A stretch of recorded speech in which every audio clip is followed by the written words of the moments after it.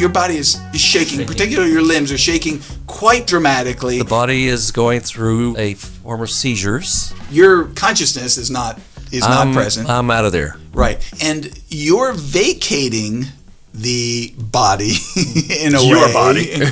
during this seizure in order to do what? So now he can speak. Wait, who's he? Who's he? Okay, wait, no, so Yeah.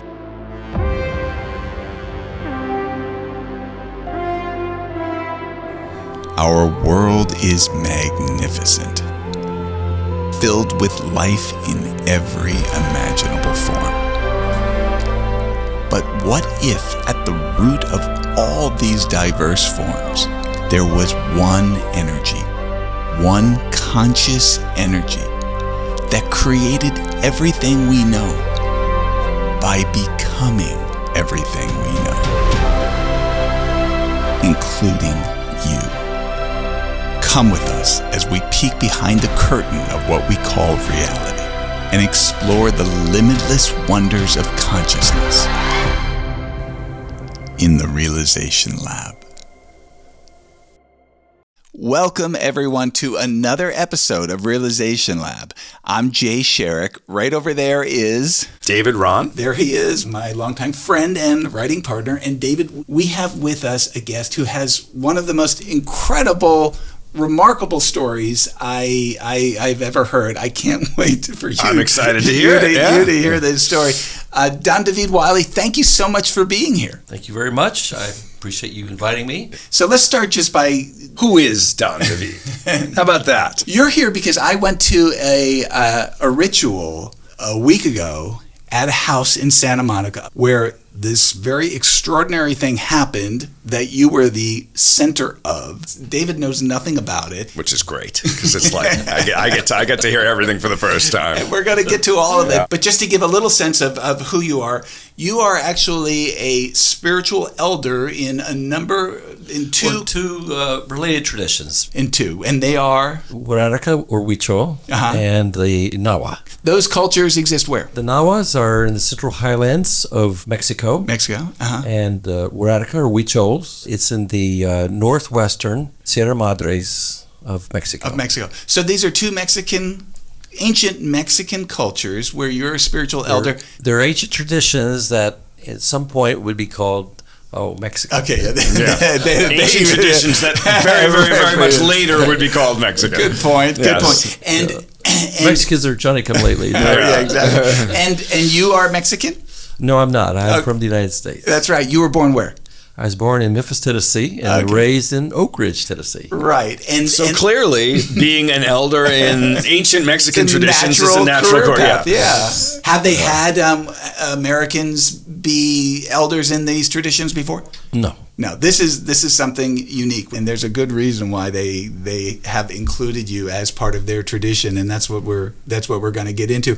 And the reason we're here today is because I went to a fire ritual, and I just want to talk a little bit about that before we get into your story. And so I went to this person's house. They had prepared a fire. You weren't there yet. We, as a group, there were quite a few people there. We all made offerings to the fire, and I think there were 4 offerings, one for each direction, right? Correct. So the first one was chocolate, cacao. And that represented what direction? It goes to the south, which it attracts the influence of courage, strength, and warriorship. For the north was tobacco. Exactly, which draws in the influence of wisdom. So it's when you're being the warrior and the courage, it's good to have the wisdom to know what to be courageous about. So they kind of offset each other in a good combination. Yeah. And then for the east, there was... it's called Copal resin. Which is the sap of a tree. Of a Copal tree. It's considered very pleasing to the divinities. It's welcoming. And so east is the welcoming direction. Because the sun is rising in the east. Exactly. And you're welcoming in the new day. Exactly. And then the west was wood. A piece of wood. The significance of the wood would be... Is transformation. So as the wood is consumed by the fire, it transforms and lets go. So another possibility can rise up. So it's clearing out the old to make room for the new. Which that's kind of what fire does. And right, and you need the wisdom, and you definitely need the courage. Well, your story particularly shows how you need courage. And then there's the center, and of course, holds us there at the center, which was no physical offering, but just a respect by going around one more time just to honor the fire. Honor this fire which sits at the center. Yes. Okay. So these offerings were made and the fire was consecrated. And then you arrived and you made offerings as well. And then you took your seat. And at that point, there was some music and people were telling stories and some chanting and things. But you began to consume two things. Tobacco in the form of a cigar. And hot chocolate. A special mixture of hot chocolate, which represents two of the offerings, the south and the north. Correct. So a period of time goes on, and where you're consuming quite a bit of chocolate and smoking the cigar, and then at some point, one of your assistants says, "Okay," and what happens at that point? Yeah. Well, what happens? I feel a state change begin to happen. In your body? In my body. Okay. And what does that feel like? Well, my heart starts to race. I mean, I've been smoking and drinking the chocolate, and so it's a stimulant, you could say that. But now a state change of feeling like, okay, there's a change going in my body where it's increasing. It's like it's rising up. And is there anything in the two elements, the chocolate and the tobacco, any pharmaceuticals or any kind of plant medicines? Cigars are called puros, which means they're pure. And it's a good quality chocolate. But there are no hallucinogens or anything mixed in. It's just good old tobacco and chocolate. It's a spirit source. So those are pure. Kind of like catalytic spirit sources that have been used in ceremonies since forever. Right. So what happens? So you're starting to feel your body race. Right. And then at some moment, and this is when what we call the pilot, he's my right side. Right. He's kind of making sure that everything's taken care of. And so now what will happen is I will feel the rush like a velocity pressure. And then I will wake up in the morning. Wow. And, wait, hold on. So we've missed something. We've missed the whole night. So you wake up the next morning. I certainly did. Yeah, you did. It's so funny how you're in such a good mood about it because it seems so dramatic when you're sitting there watching. What does it look like? Well, what I see is that they start drumming. There's the beat. I guess there's some value to the rhythm of the drum. Yes. And then what I start to see is your body starts to shake quite dramatically. When I disappear, so I slip quickly into a coma or a so a coma. Yeah, so okay. you're that's what I came to understand is you actually at this point go into what's the equivalent of a coma. A coma-like state. Yeah. I've been in a chocolate coma before. No, I think this one's a little bit different. The body is going through a form of seizures. Your body is shaking, particularly your limbs are shaking quite dramatically. Right. And there are people there who are like watching over you to make sure that you're safe and that you don't, I guess, fall out of the chair or anything like that. Right. But your consciousness is not present. I'm out of there. Right. And you're vacating the body in a way. Your body. during this seizure in order to do what? So that what happens is the body goes with the temperature rises up to a high fever level of what? Around 103, 104. Ooh. Your body's going up to 103, 104. Your body is shaking. The way it's explained to me is that as the temperature goes up, the shaking slows down, it stops, and so now he can speak. Wait, who's he? Who's he? Okay, so the purpose of this ritual, the title of at least the program that I went to says Fire Speaks. Yeah. Right, to hear fire talk. Like what if you could do if you could hear the wisdom of fire speak in a way that you could hear it clearly. Right. And this isn't just something that you invented. This is an ancient tradition that goes back since form of channeling. Channeling, yeah. That goes back for as long as anyone can tell. That's right. And in this case, there is an entity that we all know called fire, but the understanding in the traditions that you have become part of is that fire is a spirit that has a consciousness that has enormous wisdom, given the fact that it's been here since the beginning of time, I suppose. Right. And you were called into this practice, quite surprisingly so, in order to be a vehicle in helping fire to communicate to many more. Right. For him to speak in a way that only he can speak, Right. represent the difficulties and who we are as a human being, and what is it to be a human being and to live well in the world. Yeah. Does he have a name? Well, he's called many names in different traditions, but in this tradition, he's referred to our grandfather fire, or in Wixárika, Huichol language, Tatewari. Tatewari. I love that. Tatewari. Tatewari. Grandfather fire. Our grandfather fire. Our grandfather fire. Right. So it's an affectionate term. And he has come to share his wisdom because we as humanity are maybe veering a little bit off course and could use a little correction. We're in a little bit of trouble. And he says, the good news is I've arrived to help you out. And so the bad news is I'm having to arrive to help you out. Right. The bad news is it might be too late. Well, if it's too late, that's he wouldn't bother. Hey, goodbye, everybody. Yeah. So it's not too late. That's good news. And before we get into your story specifically, why do you think he called into service a American in this non-ethnic, a non-religious Tennessean businessman? Yeah. Right. From, Why do you think you got called in? Well, if you talk to the people from those cultures, they said, you guys live in a very crazy way that it does not make sense to us. Right. So I'm from the culture. Right. On some level, it's the American culture and cultures like ours We're the problem. Who've kind of made the mess to begin with. And perhaps in Grandfather Fire's wisdom, the thinking is that someone from the culture might be a good resource. A good ambassador to reach the culture. in order to help. He's been involved with us since the beginning. Yeah. And now we've gotten to a crisis point. And he's... Like I said, he's... Call in the gringo! That's right, exactly. They'll do anything. For a contract. And also, I guess we kind of made the mess. Maybe we are uniquely qualified to undo it. We are uniquely qualified because we got us into it, and we have a capacity to get us out of it.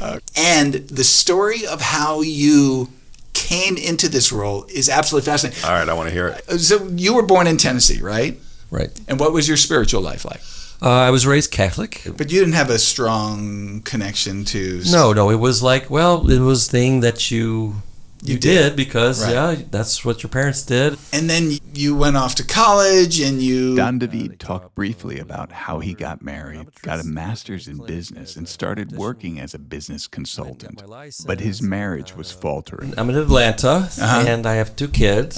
And a short story, it's not working out between my wife and I. So David gets divorced. Eventually, he starts dating a Mexican woman. And after a while, decides to move to Mexico to be with her. Spiritually, she's very eclectic. Right. And she would talk about spiritual stuff, or she'd have some people over and they'd talk about spiritual stuff. Right. So she had her spiritual explanation, and I introduced my scientific explanation. Right. Like, I'm going to... I need to straighten these people out here. And so when I did that, she looked at me like, you poor guy. You're trying to educate these poor fools who believe in something larger than science. Right. You're trying to get them back on the straight and narrow, or at least let them know that they're being foolish. Yeah. So that's as close to spirituality. And I assume something is going to then shake up this balance. Yes. And that something was the Mexican government went broke. Immediately, the peso lost half its value overnight. And you've got child support, you've got a lot of responsibilities, right? And now you're in a bind. Yeah, and the company that is supposed to pay me aren't as on the square as you imagine. So anyway, I ran out of money. Yeah. And so now I get a legal problem because I can't even go back and get a job in the U.S. where you could potentially get a job. Yes, but for my level of job. It'll do a check to see, are you on the square here? It's a catch-22 because your ex-wife wants you to pay, but you can't make the money because you've got a check against you. Yeah, and I'm stuck in Mexico, so I gotta find a way to make a deal, which they're not dealing because there's no money. So you might say that destiny put you into a bit of a vice grip here. You know, you were in a sticky situation. So 2 years go by. Okay, I'm trying everything that I can to close a deal, and nothing is happening. And of course, child support is just getting... It's growing and growing. So you're going to be banished from your children. So I'm just... you're stuck. I'm marooned. I can't see my kids. And one day, my partner, my Mexican partner, keeps coming, says, "Oh, would you like to go do this or go do that?" Or she's spiritual and she's doing different spiritual things. I say no. I mean, actually, it's a little stronger. Like hell no. Like, what, are you crazy? Right. I'm going to waste my time. Right. Meditation. If I'm going to sit there, I can sit here at home and just stare at a wall. So I was so desperate. I was really desperate. So she invites me to my 3-day retreats there in Cuernavaca. And I said, sure, why not? For some reason that we're not really clear I was just, I'm going crazy. I'm really having some really desperate thoughts about my life. I am just, man. And so, what the hell, It's 3 days, right? Whatever. So you go to this retreat. Right, and what happens? For the first couple of days, it's like, hey, this is kind of interesting. I find calmer and I can actually do this. It's like... you can actually meditate? Yeah, I can meditate. We did a balance between sitting and walking meditation. Right. Very beginner stuff. Yeah. And there's a retreat center. It has a garden, which it's got like a maze, bushes and stuff. So it's not an official maze, but it's very maze-like. Right. And on the third day, it was like, I just feeling very spacious and very open. Like, the world, and you're feeling hopeful for the first time in a long time, perhaps. Thinking big thoughts about life. I wonder why this is like this, and so I heard a response. Oh. And at first, I think I'm daydreaming. Wait, so what was the question you asked? Do you remember? I don't remember. It was a big question. Like, about, I wonder what the purpose of life is a certain way. Yeah, and then you hear. Then I hear a response. And did the response seem intelligent and like that's a reasonable answer? Well, first I thought I was daydreaming, but then I realized that no. I said, I don't even know that to think that. Because the response is something that you would have never gotten to. I would have never got anywhere near there. And I thought, wow, that's great. So then I asked another question, like, well, then if that's true, then why is this like that? And then another great answer. And then I turned around, and what appeared was a specter.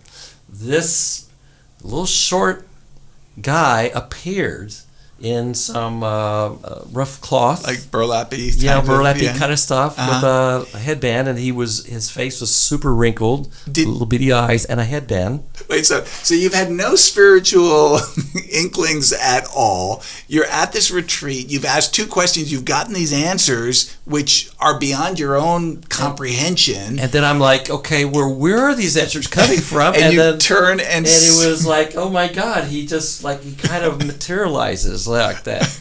And I look at him, and I got the hell out of there. You just ran. I just got up, turned around, and said, I am losing it. Yeah. So you run back to your girlfriend. I go back to my partner. Yeah. It's a lunch break. She's chit-chatting with somebody. And I walk over there, and I said, Diana, that was Diana, you got to help me. It says, there's this Indian guy. Did you think it was an actual human being, or did you think it was a human being as solid as that? Okay, it didn't enter your mind that it might have been some sort of manifestation of some greater energy. It was you thought it was a human being. Okay, there was nothing. Now there's something, and he's talking. Did he actually, when you saw the physical guy, was he actually speaking? He was speaking. He was speaking. Okay. Yeah, and so it's like and speaking English. He's speaking English. Okay. All right, so what does Deanna say to that? So she stops talking to her friend, and she turns around, and she says to me, we'll see what he wants. And then she turns around and starts talking back. It was very simple to her. Very simple. And I look at her like, this is like, man, I am mad because she's not taking this seriously. I walked away. I was a little angry about it. Walked back to the man? Well, I walked to the side of the room, and I thought for a little while. I said, okay, this was just a mind fart. This is going to be the end of it. You're moving on. That was just a crazy little thing. Look, I'm bigger than that. And so I walk back out there. Okay. Bushes, flowers. Back to normality. Back to normality. Yeah. And then he appears again. Oh, my God. Starts talking like, well, it's a beautiful day today. So You're making small talk. I was making small talk. Yeah. And what do you say? And what did he say to the small talk? He says, you're really scared, aren't you? And I go like, yeah. And he says, well, we want me to go away. He said, do you want me to leave? He says, you want me to go away? And I said, well, no, hold on just a minute. This is too weird. This is too wild. Let's take this a little further and just see where it goes, okay? At this point, do you know that he is not a normal human being? He's definitely not a normal human being. How do you I just saw him appear. He just kind of like materialized. Oh, wait. When you went back the second time... There was nothing there. Nothing there. And then suddenly there was the materialization. And there he is. And again, he's not like a vapory. He's like flesh and blood looking. And he's talking. And he's going, am I scaring you too much? And you're going, well, yeah, a little bit. Not a little bit. I said, yes. And I go, let's take this a little further. Just a little further. That was the critical moment. This was the moment. Yeah. And you chose to go further. Yeah. I used to cave explore. I mean, I'm a little bit of an adventure. And he says, you're really torn up about your kids, aren't you? Oh, so now he knows stuff about your personal life. And man, I still can't choke up. And I said, yeah, man, that's... Then he says, I could use a guy like you. And he said... I just want to stop for a second. Can you imagine if you went to a retreat and then you take a walk and there's some little I man could use a guy like you. Okay. Yeah. Okay. He says, I'll fix this thing with your kids if you become a shaman. if this guy who just materialized, right, and he knows that he just pushed like a button, and it's like he knows this deal with my kids. Mm-hmm. He knew you needed to help your kids, and he's proposed a deal. He's proposed a deal. Now I say sure, and then I say, what's a shaman? Because I'm not familiar with the term. Yeah. And he said, oh, don't worry about the labels. You got lots of time to figure that one out. And then he disappears. He's like, okay, now he's gone. But I'm now full of hope. If this can be that, right, anything can happen. Okay, now I run back into the retreat center, and there she is, my Diana's still talking. I'm going to be a shaman. Yeah, he says he's going to fix this thing with my kids. All I have to do is become a shaman. What's a shaman? And she looks at me now, son. She takes me seriously, and she's like, well, it's kind of like she tries to fumble with. I said, hey, don't worry about it. I've got my college dictionary I brought with me. Right. I'm going to go back. I'm going to look it up. It's going to be fine. Whatever it is. Because I just know it's going to happen. And he's going to fix this thing with my kids. Did Diana understand that this was a being who had materialized out of nothing and was offering you this deal? Not until later. Not yet. Okay, she thinks you met some strange little guy in the... well, she doesn't articulate. I don't know what she was thinking. But what's so amazing is you have been backed into this corner for 2 years, and there's this person who makes a deal with you, and you would have probably agreed to anything at that point. Well, the divine gets you in a quarter sometimes. Yeah. You're pretty stubborn. Yeah. All right, so he's made a deal. Do you ever see him again during that retreat? Yeah, well, there's one more time the next morning. So I'm just elated, but now I'm starting to think a little bit. This is the way the mind works. It's like, okay, wait a second. I do contracts with management consulting and trade consulting, contracts. Right. What did I just sign up for here? Yeah. Right. And who the heck was that? Obviously, it's like, I guess you could call it some spirit form, but who is he? Right. And what did I don't know how to become a shaman. Whatever, because I went home and I looked it up and I said mago, religious, whatever. I said, I don't know what the hell that is. It's going to be, it's going to be good. Yeah. Whatever it is, it's going to work. Because if he said it, it's going to happen. Right. So now I go to bed that night. Uh-huh. And so I wake up at the crack of dawn, and there he is. He's standing there right beside the bed. He's in your room now. And I go, whoa! What do you want? He says, well, we have a deal. Well, Diana could sleep through a bombing raid. Right, Just cutting the Z's. We got a deal. I said, oh, yeah, okay. So what do we do? So now he says, get up and follow him. And we have a little place in our house there. So you get up out of bed, you follow him. My jammies, And he walks back to this place, which is an east-facing window, and he gives me some instructions on how to pray. Because if you don't know how to do that, it's not going to work very well. We need to teach you to pray first and foremost, because you've got no spiritual training whatsoever. I've been to Catholic school and Catholic church. Right. But just kind of not your thing. Shuffle my feet through all that. And so, okay. So he gives you some really simple instructions. And then he disappears. Oh, and that was the last time I saw him in that kind of physicality. He got replaced by hearing a little voice right off the side of my head here. It's the same spirit or energy or because whatever. It's got the same tone in the voice and the same personality. It's the same thing, but it's taken a different form. He's no longer in physical. But now it's talking to you just off of your right side. Yeah, just off my right side. Yeah. And it's and he's very quiet, but every now and then he just pops in with very little instructions. And then I asked him, I said, okay, well, who are you? Could you tell me? Because now I'm getting really nervous. It's a spirit, it's I just signed a contract here. Right. Who did I make a deal with? And what did he say? He was very coy about it. He says, hey, look, just like with the shaman thing, he says, hey, you got lots of time, we'll get into it when it's time. And what's Deanna thinking at this point? She's very reserved about it. Okay. She's not digging in. She's not sure yet. Yeah. She's not sure like what's going on, but you can tell definitely that my mood has changed. Yeah. Something's changed. Something's really changed here. All right, so then what happens from there? So this goes on for a couple weeks. Occasionally having someone talk to you, and maybe 2 or 3 times, not much. Very light in hand in that way.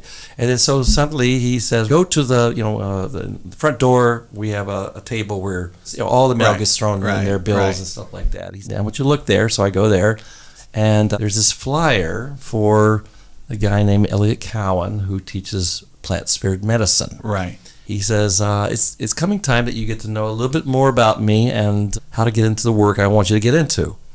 And I said, okay. So I look at it. He's teaching a class on plant spirit medicine in Tepoztlan, which is 45 minutes to the east of Cuernavaca. So you're going. And he says, go pay him a visit. Deanna calls up, and evidently a rare occasion happened that he was actually at home because he traveled a lot. And so I show up, and he invites me in, sits me down in the living room, and he says, okay, what can I do for you? And I says, well, I need to take your course in plant spirit medicine, which is being offered here in the village. He says, okay, fine. He says, so tell me, I guess you've read my book, because he has a book out that's well known. And you've not read it. I said, no, I didn't even know you had a book. Yeah. He said, okay, well, tell me about your healing practice. And I said, well, I'm not a healer. I'm a business guy. And then he says, well, then why are you here? And it's like, okay, now I got to come clean. Maestro, like, what am I going to say here? And then it feels like, go ahead, tell him. And it's like, I feel like this kick. The voice a little bit? The voice said, tell him. Yeah. It's like, in this bush. And I said, okay. So now I start talking about the story I just recounted. Yes. And he's very quiet. I can't read any emotion in his face. And I'm starting to think, my face is getting a little red, and I'm starting to think, okay, he thinks I'm nuts. He's got a crazy guy here. Yeah. So I told a story, and then I said, you're going to take me to a shaman who's going to know I'm coming. So the voice has told you that in addition to taking Elliot's class, that Elliot is going to lead you ultimately to a shaman who will know that you're coming. He's going to know I'm coming, and he's going to help me out. Right. Okay. And so anyway, so at the end, I'm like, and you probably think I'm crazy. And he looked at me very calmly, and he says, no, that makes a lot of sense to me. And I go, it does? He says, yes, it does. Turns out he's apprenticing to be a Huichol Marakami with Don Lupe Rios Gonzalez in Tepic. Right. And so he goes and gets a photograph of Don Lupe and said, the guy who showed up, did he look like this? And I said, no, it doesn't look like him. So anyway, I started the course, and a month later he was going to Tepic to meet Don Lupe. And he brings me along. So I show up with him, and Don Lupe looks at me and says, oh, you're that guy.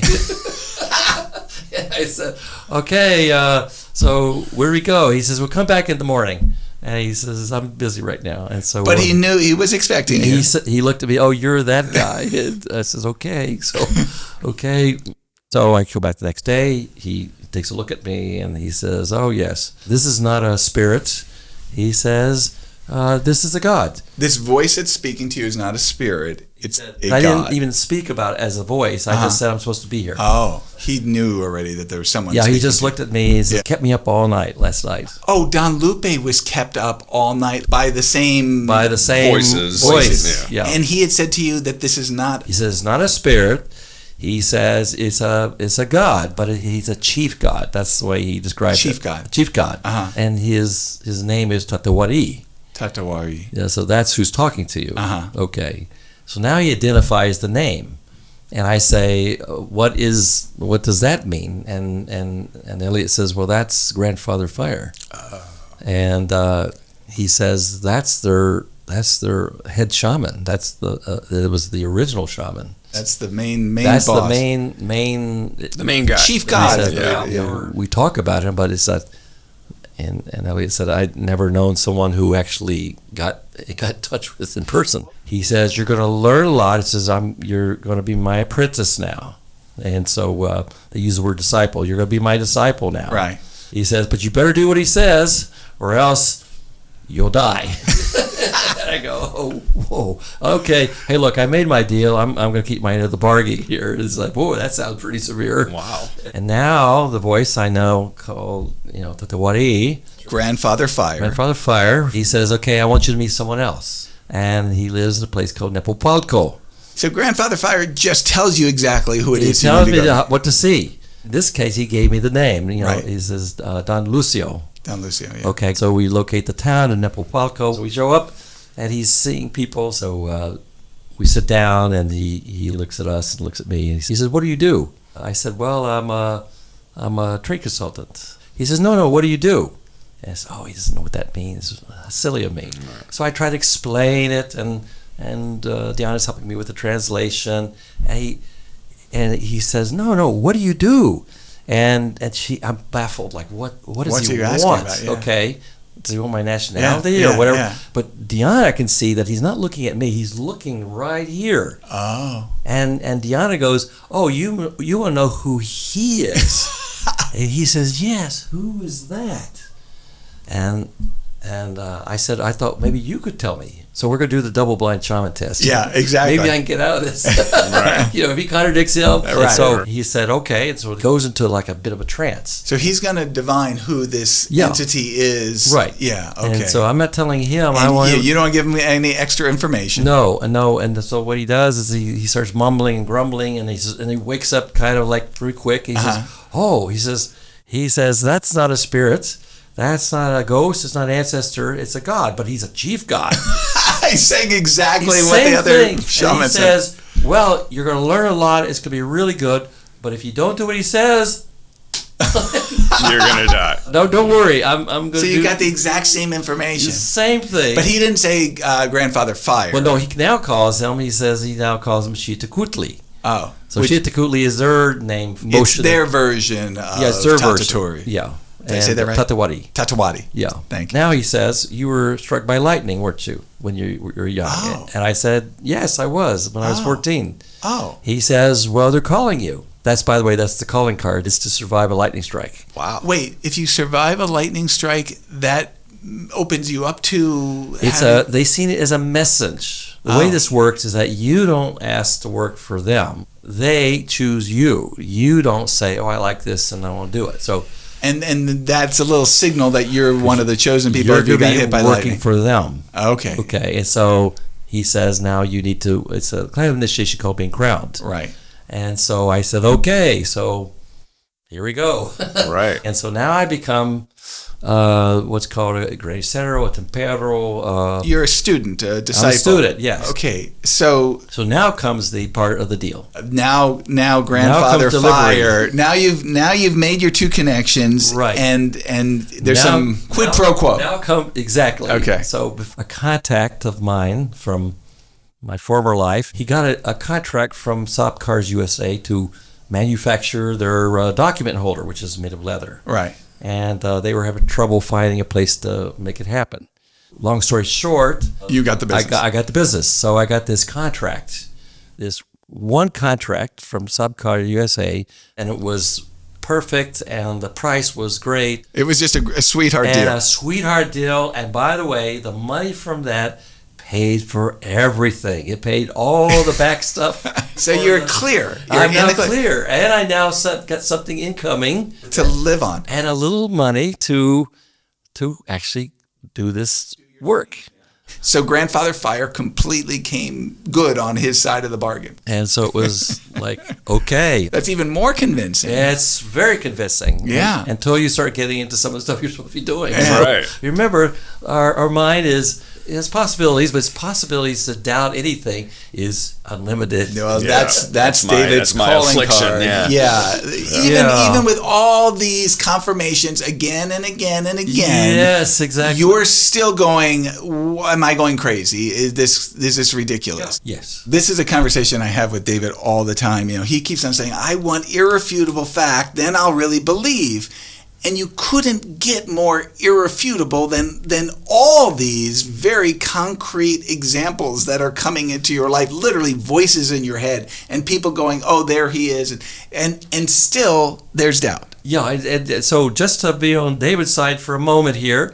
So all this is going on.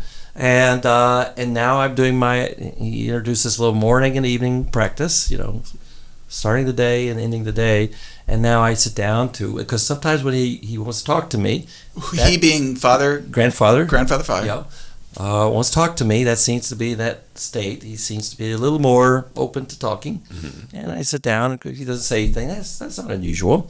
And so then the next evening, the next morning, nothing. So now that you're in the training, Grandfather Fire is beginning to retract a little bit. Well, all I know is I don't hear anything from him. And it's like, it feels like there is nothing there. There's nothing. And that goes on for like 10 days. And I think, he's left me. He either left me or I'm sane. I am really just in this weird world of my imagination. And then I get to this point of doubt that says, okay, I got to make a decision here.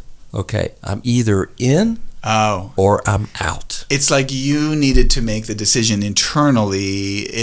Can't be all these props anymore. It needs to be you deciding, I'm going to do this. The otherworldly voice, this and that, and so I'm going on my own, or what? Was there a moment of decision for you? Yes. I said clearly to myself, I've either got to be all in, because this is an all-in deal. Right. Or I'm going to be all out. There's definitely no halfway. So, and there was the risk. All out meant you might die if you were wrong, because the other side of the equation was if you don't keep your end of the deal, there's no more you. It may be just nonsense and craziness. Being in this culture and being in, it's like I'm just, I don't know. Yeah. But because your mind can really take it apart. Of course. Yeah. And so I sat down. I was there sitting in my prayers. I said, okay, I'm all in.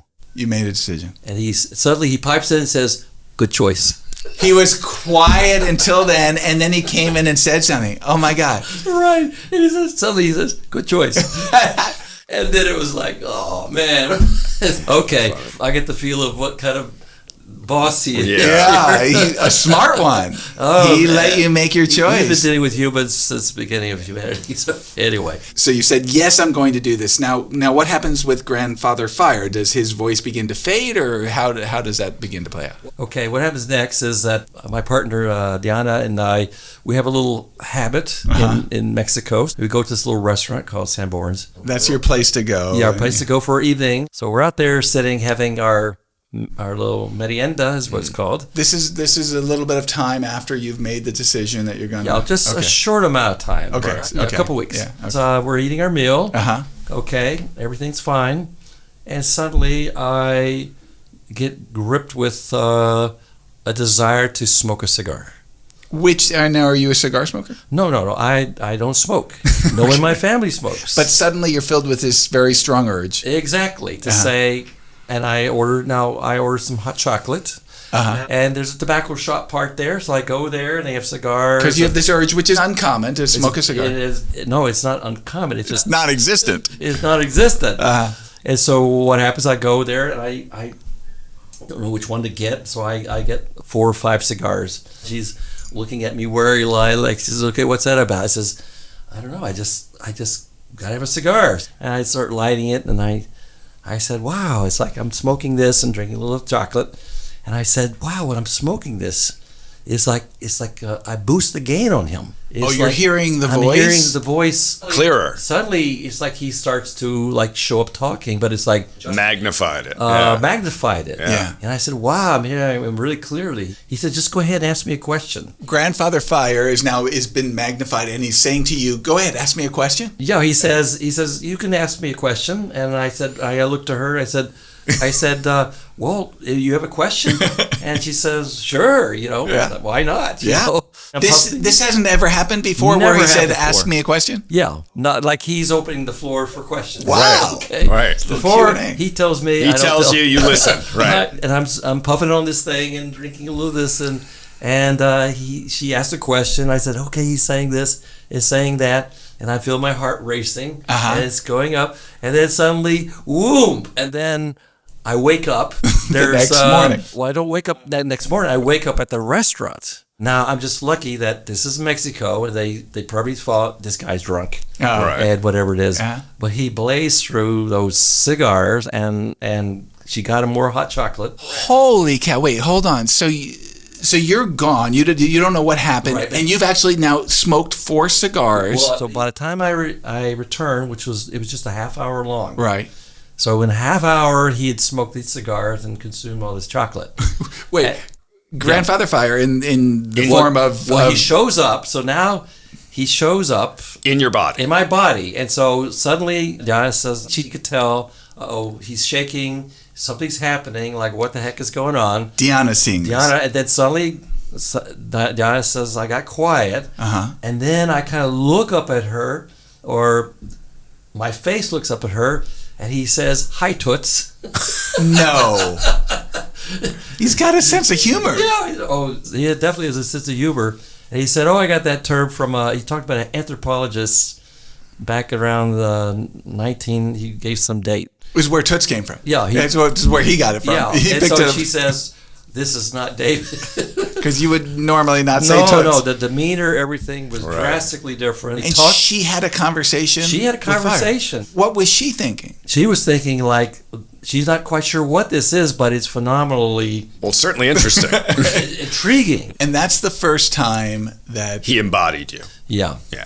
All right, so Don David, this is the most incredible journey that you've been on. If you could take all the messages and all the teachings and lessons of Grandfather Fire and sort of put them together, coalesce them into the core message of what Grandfather Fire is communicating to us, humanity, what would you say that core message is? Yeah, I would frame it as, for the sake of what do I believe he's doing this? Yeah, okay. Okay. And then for the sake of what is that we are going in a seriously wrong direction. We're moving in a dangerous direction. He's trying to show us how to be in relationship with the world, and that like a living relationship with the world. Right. And what is the key to being in a relationship with the world? The key is first to understand that the world's alive, and we're part of a living fabric. We're all interwoven. We're all interwoven, one and and so what constitutes relationship, and how to be in relationship with the world? Like, what does that mean, and how do you live it? Right. What I picked up was the message was to get out of the head, get into the heart, to follow the heart, and to let that be our beacon. Right. So it's like the heart is the master and the mind is the servant. Right. And once you get that, it's going to be a lot better for you and for others. Yeah. So if people want to get more into the messages of Grandfather Fire, people can look at your websites and all the information. sacredfire.org or keepsthefire.org, which is my consultorio, what I do for my healing work. But also there's a book out called Heard Around the Fire. Okay. Which is a collection of quotes from him. Oh, fantastic. That's Heard Around the Fire. Heard Around the Fire. Don David, thank you so much for being here and sharing with us this incredible journey you have been on. It's mind-blowing. And what's so great about it is just how authentic you are, and there's no pretense. You just sort of like lay it out there. Here's what I've been through. Yeah, I'm going to go home and smoke a cigar and have some hot chocolate. Just see what comes through. See what happens. Yeah. Thank you so much for being here. It's been awesome. You're so welcome.